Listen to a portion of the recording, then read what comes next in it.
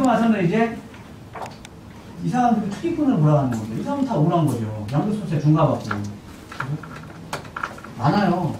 자, 어찌됐든. 그럼 이제 재건축 아파트 같은 경우는 조합설립 인가 이후부터 물론 이제 중간중간 거래가 될 수는 있어요. 어떻게 거래가 되냐면 조합설립 인가 이후에 누가 사업시행 인가를 받아야 되거든요. 사업시행 인가를 3년 이내에 못 받으면 3년, 그 조합설립 인가 이후에 3년이 넘어가면 거래가 돼요. 거래는 됩니다. 그 다음에 이제 사업시행 인가 받았죠. 또 사업시행 인가하고 관리처분때까지 3년 이내에 또 관리처분 못 받으면 또 거래는 돼요.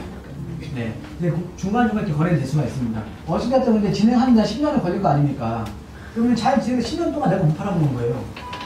근데 재개발도 이런 조항이 있습니다. 재개발도 이런 조항이 있는데 이 재개발 같은 경우는 어떤 조항이 있냐면 파리 대책 이후에 사업 시행 인가를 받은 현장들은 언제부터 거래가 안 되냐면 관리처분 인가 이후부터.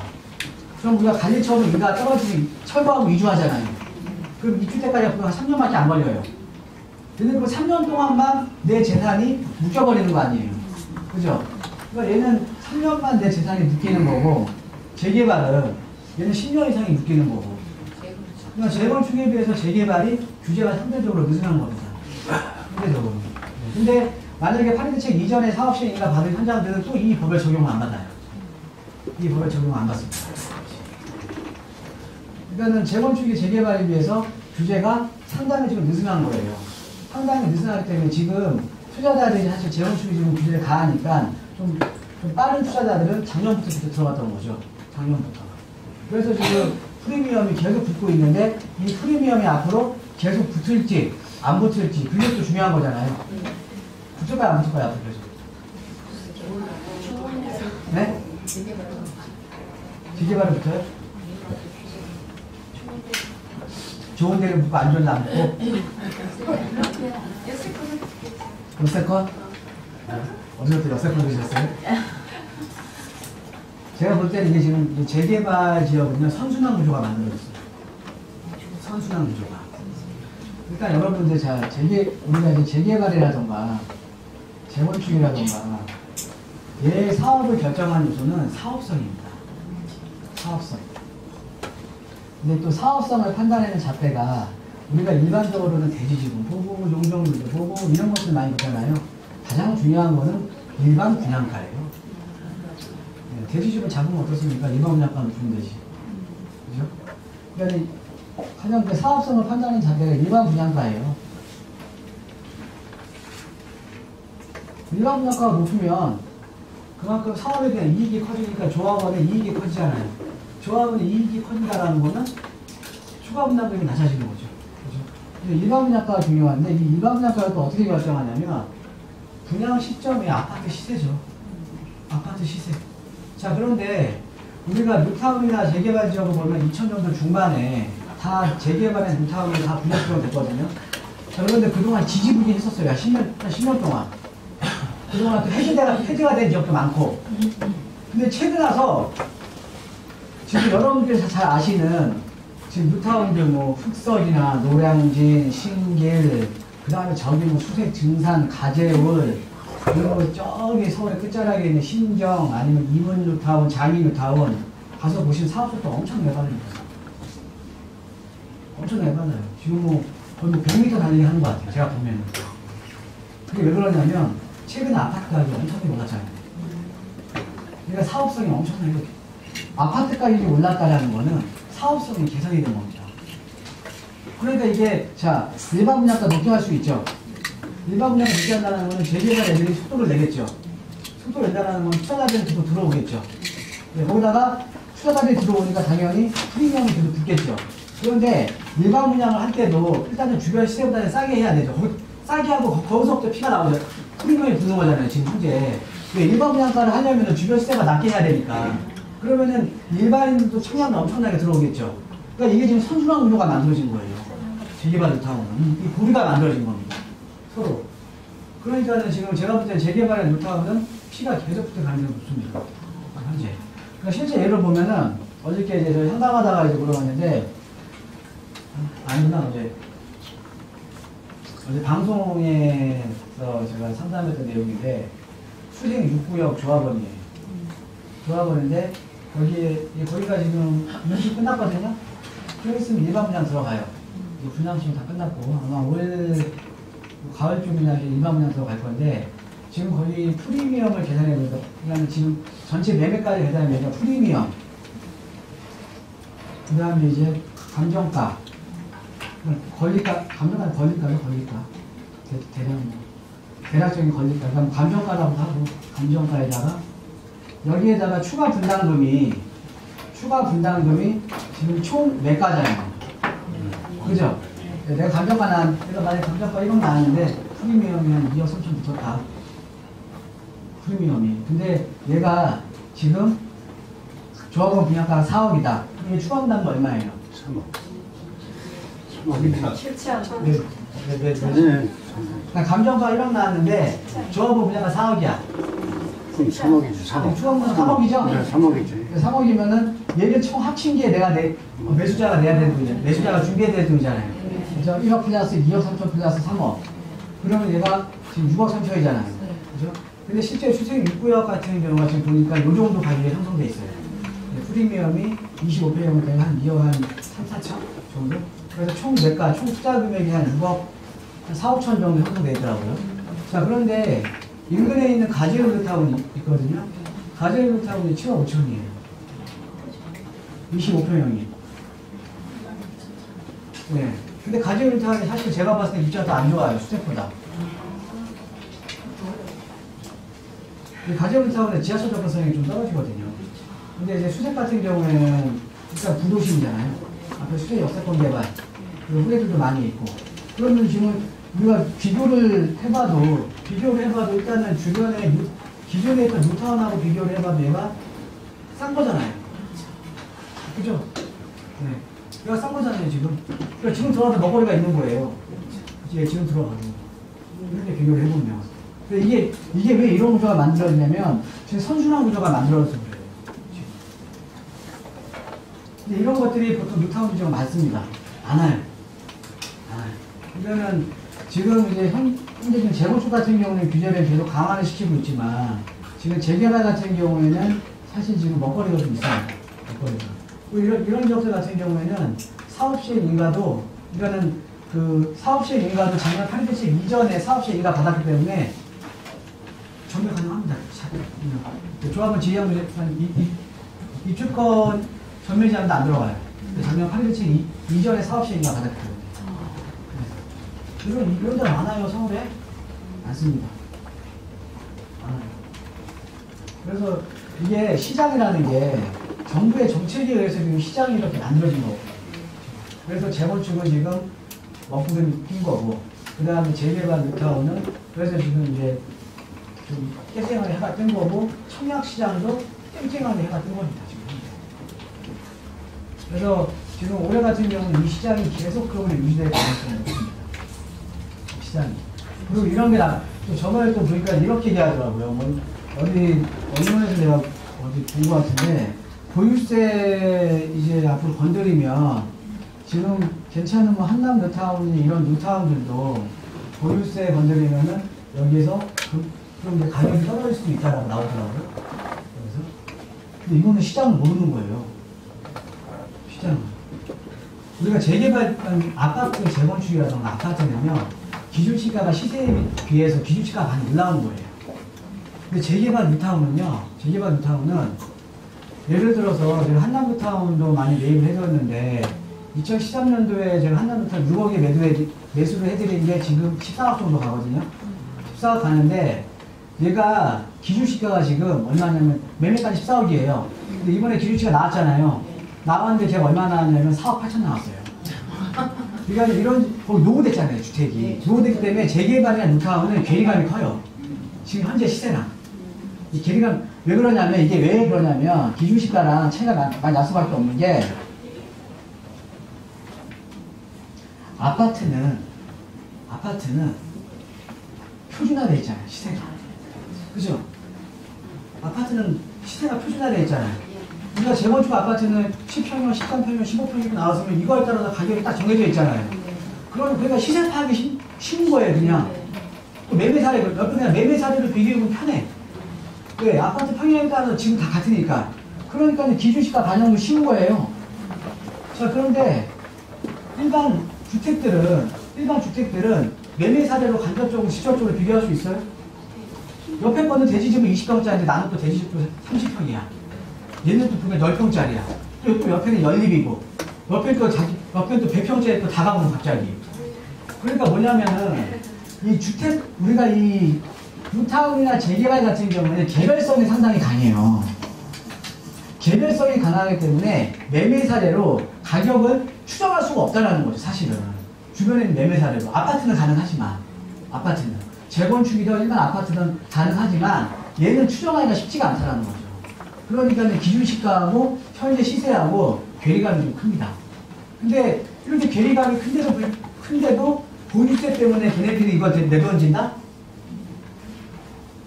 투자자들이 어차피 얘는 기준시가 적잖아요. 시세보다 상당히 차이가 많이 나요. 근데 보유세 건드린다고 해서 얘 1년에 한 30, 40만 원 더 낸다고 해서 얘를 던져요?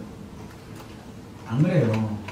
그러니까는 그게 어떤 거냐면 여러분들 지금 아까 말씀드린 임대사업자 등록하는 이유가 이거 등록하는 이유는 재산세 감면받으려고 종부세 감면받으려고 하는 게 아니라니까요.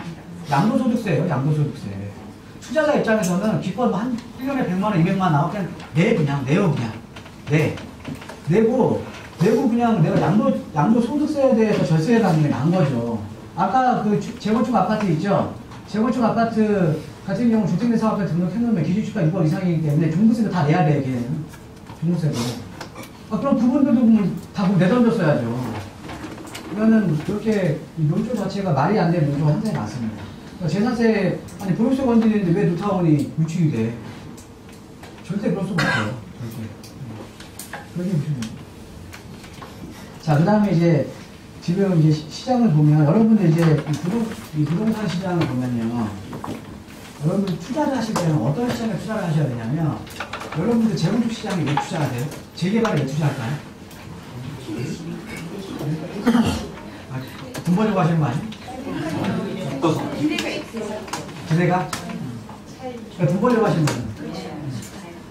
뭐냐면, 시장은 항상 어떤 시장이 성장을 해요. 노후대. 어떤 시장이 있으면, 지금의 어떤 성장하는 시장은 서로 마법지구 같은데, 성장 계속 하고 있잖아요. 그렇죠? 성장을 하고 이 시장이 성숙이 됩니다. 그러다가 성숙된 이 시장이 건축물이 노후돼요. 지금의 분당처럼 쇠퇴를 합니다. 그러다가 쇠퇴하다가 전체적으로 이 지역 자체가 슬럼화가 돼요. 슬럼화가 되니까 다시 한번 여기가 리모델링이라던가 재개발이라던가 재건축이 돼서 다시 성장을 하는 거예요. 그리고 이런 성장 곡선을 그려요. 그래서 이게 성장 곡선입니다. 이게 사람의 생애 중에 똑같아요. 사람도 유아기를 거쳐서, 청년기를 거쳐서, 장년기를 거쳐서, 노년기로 이어지죠. 여기에 꽂히죠. 그래서 이 부동산인데 이런 부동산하고 이제 보면은 사람들 보면 유아기에서 청년기까지가 가장 변화가 크잖아요. 외적인 변화도 크고 내적인 변화도 상당히 크잖아요. 그죠? 요즘 제 아들이 초등학교 3학년인데 너무 빨라요. 애들. 말을 안 들어요. 벌써부터 저번에 문화부 연구 갔더니 왜 녹화 안 하고 들어요? 초등학교 3학년짜리. 무서워 죽겠어요. 요즘에. 그러니까 그러니까 유아기에서 청년기까지가 외적이나 내적인 변화가 상당히 커요. 부동산도 마찬가지. 부동산도 성장기에서 성숙기까지가 가장 변화가 큽니다. 근데 이게 바로 가격 곡선이에요. 가장 많이 올라요. 이때가. 그 다음에 이제 성숙이 되면서 이제 그 지역 자체가 노후되기 시작하는 거죠. 그럼 노후됐다가 다시 이런 재개발, 재건축, 리모델링을 통해서 다시 성장을 하는 겁니다. 그래서 여러분들이 지역적인 성장을 할 때는요, 어떤 시장으로 들어가셔야 되냐면 성장기 시장에 들어가셔야 돼요. 성장기 시장이 항상. 그러니까 내가 재건축에 투자한다, 재개발에 투자한다, 슬럼화를 거쳐서 아까 기대감이라고 말씀하셨잖아요. 성장하는 시장에 내가 들어가야 되는 거예요. 지금 내가 재건축에 투자하는 이유는 성장하는 시장이 있기 때문에 투자하는 거죠. 그러니까 어제 이제 방송 질문자 중에 성수 2구역에 한신 아파트를 보유하고 있는데, 성수 2구역 아시죠? 네, 성수 전략점이고요. 2구역에 한신 아파트를 보유하고 있는데 한신 아파트 매도하고 옥면동에 서초 네이처힐 들어가신대. 자, 네이처힐은 여기잖아, 지금. 성수기 다 들어가 있잖아요. 그죠? 그죠? 성수 2구역은 성장이잖아. 그죠? 그러면 성수 2구역 팔면 돼요, 안 돼요? 안 되는 거죠. 그러니까 앞으로 신규 아파트로 개발이 될 거랑 벌써 개발이 된 거랑 그럼 당연히 개발이 될 거로 내가 그냥 보유하고 있어야 되는 거죠. 가면 안 되는 거죠.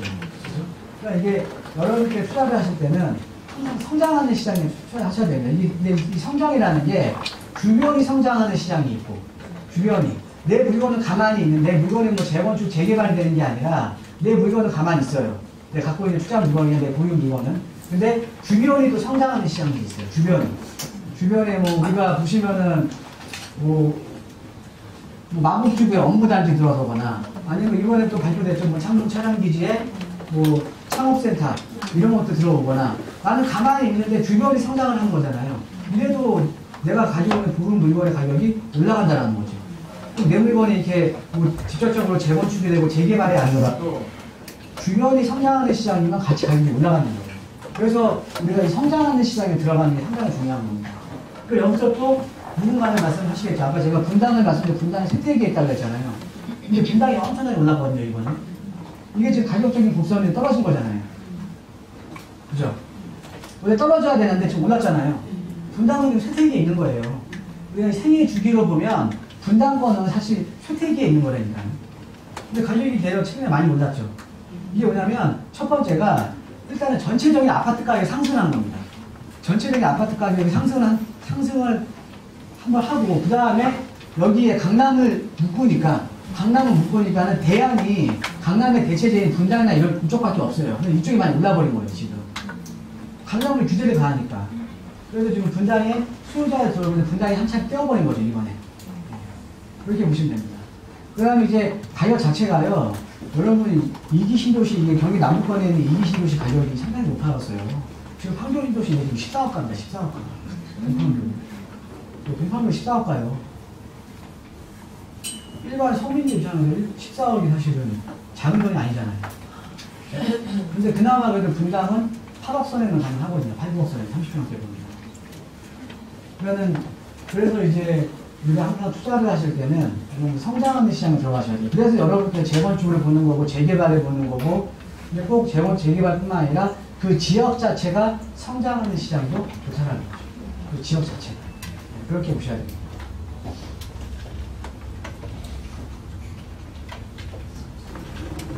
자, 그 다음에 이제 그 정책을 보면, 이거 정책적인 변화에 상당히 민감하셔야 돼요. 이것 따라서 시장이 움직여버리니까. 그 시장도 그렇게, 이 정책 때문에 이렇게 지금 시장이 흔들려 온 거거든요.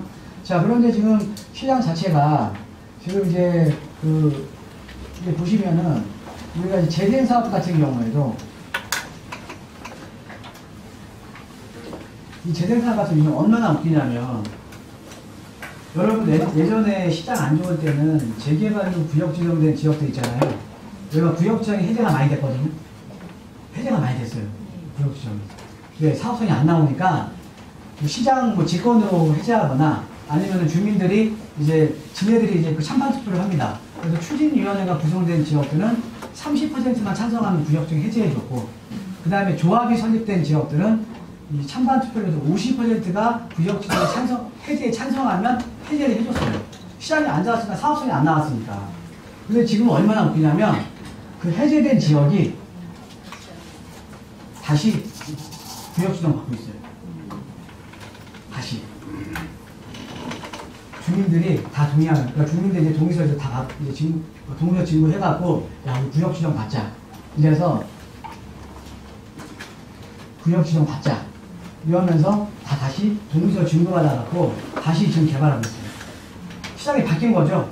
예전에는 아파트 가격이 낮다 보니까는 사업성이 안 나와서 구역지정 해제했는데 그러다 지금은 그 구역지정 해제된 지역들이 다시 동의서를 진구를 받아갖고 다시 진행하고 있어요. 그런 지역이 대표적으로 강남권의 송파권에서도 마천루타운 같은데 여기 마천루타운 같은데 보시면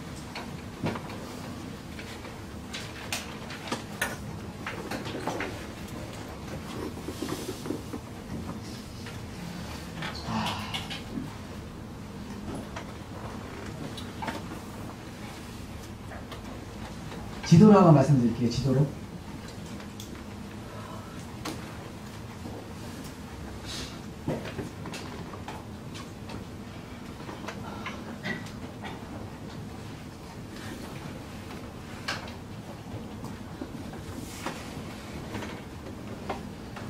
여기 여러분들 이 지도를 보면은 제가 이제 항상 이제 가끔씩 생각이 드는 게 투자자들은 자기 주변으로밖에 안 가요. 투자자들 정말로 자기 살고 있는 집 주변밖에 안 가요. 지금 보시면 여기에 지금 한남부타운이 여기에 있고요. 여기에 성수 전략이 있고요. 그 다음에 여기에 이제 거여마천 타운이 있거든요. 여기에. 그런데 이 세 군데가 강남 투자자들이 제일 많은데요. 강남 투자자들. 여러분들 흑석동 이런 데가 많을 것 같아요. 흑석동은 바로 방콕 옆에 붙어 있잖아요. 근데 그런 데보다 그냥 이렇게 한남루타운 옆에 다 이 옆에 있는 여기가 더 많아요. 그러니까 투자자들은 자기가 근데 본인 지역밖에 안 가요. 항상 그렇습니다. 여러분들 항상 투자하는데 자기가 살고 있는 집 주변부터 먼저 보잖아요. 그렇죠? 그러니까는 내가 어디 살고 있는지가 중요한 거예요. 네? 아니 정보도 빠르지만 일단 마음이 편안해져요. 잘 아니까. 마음이 편안해요. 마음이. 제가 여러 번 말씀드렸죠. 우리 장모님이 정릉에만 지금 거의 70 몇 년째 살고 계시는데 정릉에 예전에 그 4차 루타운 개발된다고 해서 2000년도 중반에 그랬던 적이 있어요. 근데 정릉에만 살고 계시니까 거기다가 투자하신 거예요. 근데 4차 루타운 지정이 안 됐거든요. 네. 지금도 들고 계실 거예요. 지금 월세 받고 계신 분 있는데 10년째 월세 안 받고 있어요. 10년째. 자, 일단 보면 이런 데들이 보면은 이 강남 투자자들이 제일 많은 데입니다. 강남 투자자. 그리고 여기에서도 여기 밑에 또 내려가면 여기 또 성남 구시가지 있거든요. 성남 구시가지도 강남 투자자들이 많아요. 성남 구시가지. 이런 데가 대표적으로 이제 강남 투자자들이 많았거든요. 왜 그러냐면 여기 강남 사람들이 여기서 8호선 타고 충북 내려오면 성남 구시가지에 여기 있는 거예요. 이게 너무 가깝잖아요. 강남에서 별로 안 걸리잖아. 그러니까 여기에 많이 사는 거예요. 또 강남권의 유일한 루타운이 또 거여마천 루타운이었거든요. 또 여기 사는 거고. 그 다음에 한남 루타운은 왜 샀냐면 한남동인 줄 알고 산 거야. 근데 가서 보면 한남동 아니죠? 네, 다 이태원동, 서민고동, 보광동, 한남동인 줄 알고 루타운 가서 물건 샀는데 계약서 쓰는 거 보니 갑자기 보광동이야. 여기 보광동이 어디냐고. 나 왜 한남동 아니냐고. 여기가 한남 루타운이 보광동이라고. 이게 지역적인 브랜드 가치가 여기 입혀진 거죠. 그렇죠? 자, 그러면서 이제 보시면 이런 거여마천 루타운 같은 경우에도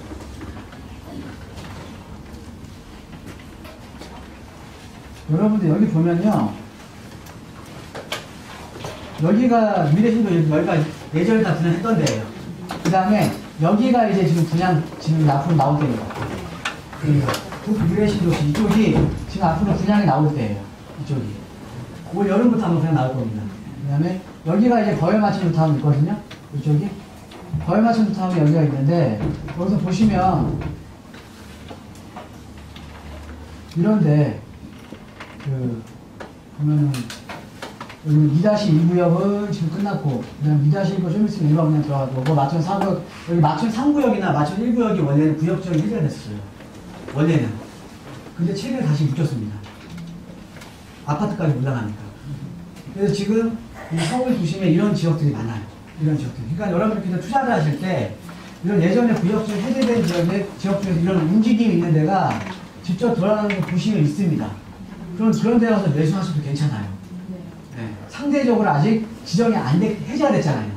지정이 안 됐기 때문에 묶일 가능성이 상당히 높거든요. 그러니까 가격이 좀 싸거든요. 이런 데 가서 매수하셔도 괜찮습니다. 그런데 또 구역적이 해제됐다가 아무리 사람들이 원해도 안 되는 경우도 있어. 그러니까 이게 어떤 데냐면요, 예전에 노후도가 심한 지역들 있죠. 노후도가 심해서 구역적이 해준 거잖아요. 근데 풀렸어. 근데 그 다음에 막 풀리니까 신축이 가능하잖아요. 신축을 다 해버린 거야. 그런 데는 묵히고 싶어서 묵은 거예요. 노후도가 안 맞기 때문에. 그러니까 우리가 구역지정을 받기 위해서는 가장 중요한 게 노후도예요. 노후도가 가장 중요한 거예요. 노후도가. 그러니까 대표적으로 보니까 아까 그 성장기 시장에 있는 시장도 여기가 지금 위례신도시 기존의 분양대로 여기가 지금 분양 이번에 들어오는 데거든요. 그러니까 여기가 거래맞춤 루트가 개발되고 이쪽에 위례신도시 개발되고 이런 데가 어떻게 보면 대표적으로 성장하는 시장이라는 거죠. 지역 자체가 성장하는 시장입니다. 지역 자체가.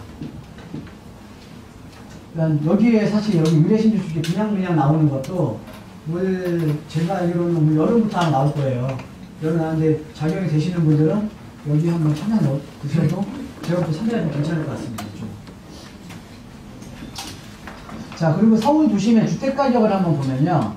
제가 항상 강조해 드리는 게 직주 근접 제가 강조해 드리거든요.